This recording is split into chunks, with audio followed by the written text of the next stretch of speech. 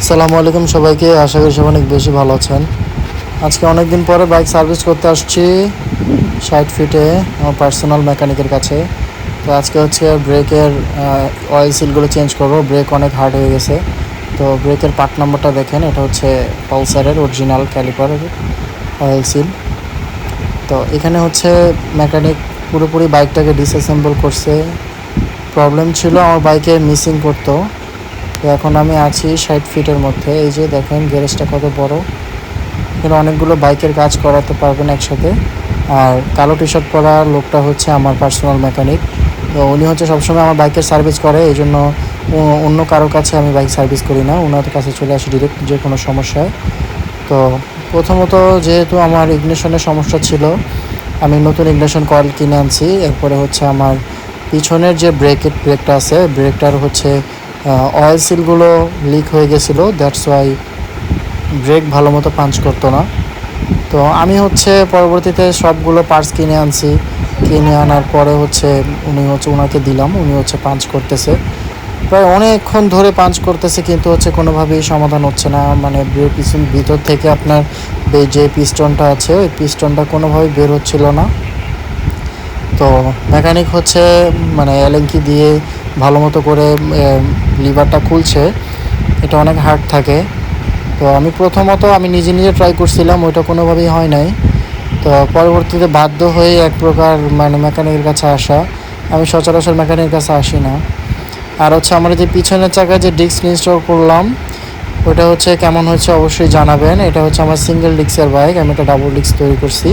তো এটা মডিফাইয়ের মাধ্যমে। তো এটার ভিতরেও স্পেসিফিক ভিডিও আসবে, আপনারা ওয়েট করেন। এই যে বাইক পুরোপুরি খোলা, অনেক দিন পরে র্যাম্পের উপর উঠলো। আজকে আমার অনেকগুলো টাকা চলে যাবে একসাথে। তো এই হচ্ছে বাইকের অবস্থা। তো ভিডিওটা দেখেন, দেখলেই সব কিছু বুঝতে পারবেন। আমি আপনাদের সব কিছু ধীরে ধীরে বুঝিয়ে দিব, কীভাবে কোনটা সমস্যা কীভাবে সলিউশন করবেন। তো এখানে হচ্ছে ব্রেকটা পাম্প করা হচ্ছে, পিস্টনটা যেন বের হয়ে আসে। তো মেকানিক অনেকক্ষণ ধরে ট্রাই করতেছে, প্লাস দিয়ে দেন হচ্ছে এটা কোনোভাবে বের হতেছে না, ভিতরে একদম সিজ হয়ে গেছে। দ্যাটস ওয়াই পিছনের ব্রেকটা কোনোভাবে কাজ করতেছে না। তো এখন হচ্ছে উনি ট্রাই করতেছে, আমিও কিছুক্ষণ পাঞ্চ করলাম, কিন্তু দেখতেছি কোনোভাবেই কোনো কাজ হচ্ছে না। তো ভাইকে বললাম যে ব্যঞ্জন আরটা ভালো মতো টাইট দিয়ে দেন হচ্ছে আপনি পাঞ্চিং করেন, তখন দেখেন হয় কি না। তো পরবর্তীতে অনেকক্ষণ ট্রাই করলো, কিন্তু বের হলো না। এখন হচ্ছে আমরা সবাই মিলে ধরে টানাটানি করে দেন হচ্ছে পিস্টনটা বের করব এখান থেকে। আমি অনেকবার পাঞ্চ করছি, কিন্তু কোনো লাভ হচ্ছে না। এই যে একটা পিস্টন বের হয় না, অনেক স্লিপ করতেছে। মানে হচ্ছে একটা হচ্ছে সিজ হয়েছে, আরেকটা হচ্ছে রানিং আছে। দ্যাটস ওয়াই আমি যখন ব্রেক প্রেস করতাম, তখন আমার পিস্টনটা চাকার সাথে লেগে চাকাটা জ্যাম হয়ে যেত। তো এই ছিল প্রবলেম। তো দ্যাটস ওয়াই অনেকগুলো সমস্যা নিয়েই হচ্ছে মুবিন ভাইয়ের কাছে আসা 60 ফিটে। ওনাদের দোকানের নাম হচ্ছে মোটো হান্ট। এটা হচ্ছে 60 ফিটের বারেকমোলার মোড়ে অবস্থিত। ওনাদের দোকান টেকনিশিয়ানগুলো অনেক ভালো। আর মুবিন ভাই হচ্ছে আমার পার্সোনাল মেকানিক। আমি যে কোনো সমস্যায় মুবিন ভাইয়ের কাছে চলে আসি, নির্দ্বিধায় বাইক ওনাদের কাছে রেখে দেন হচ্ছে আমি আমার কাজ করতে পারি। আমার কোনো প্রবলেম হয় না বা ওরকম কোনো টেনশন হয় না। দেখা গেছে অনেক ধরনের মেকানিক আছে যারা কাস্টমারের মানে বাইক দিয়ে গেলে অনেক কিছু মাল রেখে দেয় বা কাজ ঠিকমতো করে না, অ্যাকুরেট করে না।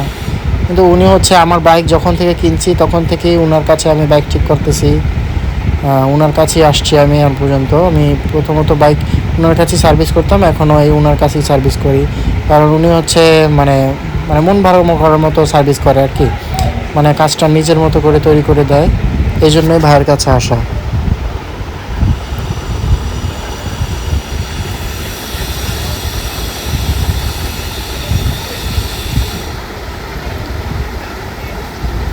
তো এখন হচ্ছে অনেকক্ষণ যাবৎ পাঞ্চিং করার পরে কোনোভাবেই মানে ব্রেকের মধ্যে প্রেশার আসতেছে না। এই যে নতুন ব্রেক অয়েল কিনলাম, শুনলাম এই ব্রেক ফ্লুইডটা নাকি খুবই ভালো। এর দাম নিবে 300 থেকে 350 টাকার মধ্যে। এই ব্রেক ফ্লুইডটা খুবই ভালো, এটা হচ্ছে .4। আর এটার ভিতরে খুব ভালো পারফরমেন্স পাওয়া যায়। আমি হচ্ছে বাইক ঠিক করানোর পরে পারফরমেন্স চেক করতে পারছি।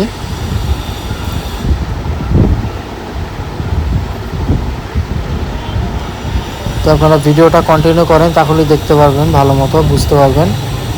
আর যদি কোনো সমস্যা হয় বা যদি কোনো কিছু না বোঝেন সেক্ষেত্রে আমাকে কমেন্ট করতে পারেন, আমি বলে দিতে পারবো ইনশাল্লাহ। তো ভিডিওটা দেখেন আপনারা।